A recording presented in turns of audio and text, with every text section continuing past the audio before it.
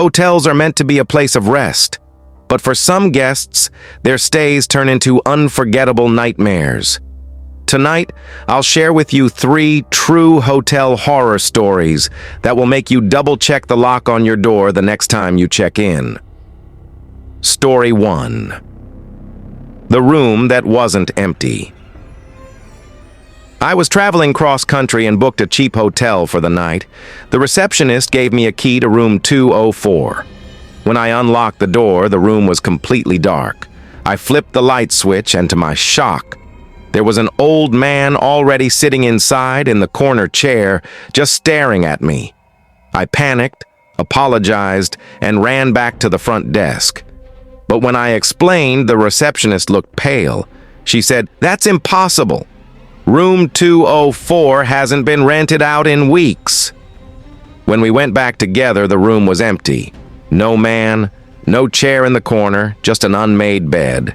I never got an explanation, and I didn't stay the night. Story 2. The knock at 3 a.m. My friend and I were staying at a mid-range hotel during a road trip. Around 3 a.m., we heard a knock at the door.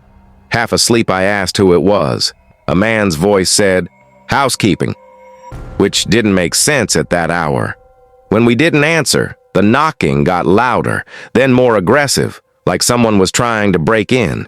We called the front desk, and security came up. But by the time they arrived, the hallway was empty.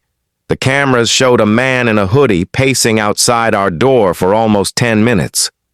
Before disappearing, hotel staff said no one matching his description was ever caught.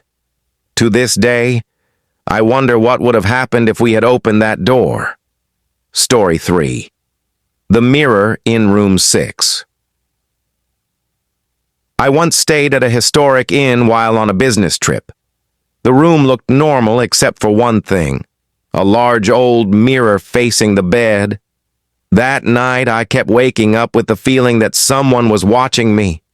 At one point, I looked into the mirror and swore I saw a man standing behind me in the reflection. But when I turned around, no one was there. I tried to ignore it and eventually fell asleep. The next morning, while checking out, I mentioned the strange mirror to the clerk. She froze, then said quietly, "We've had complaints about that mirror before.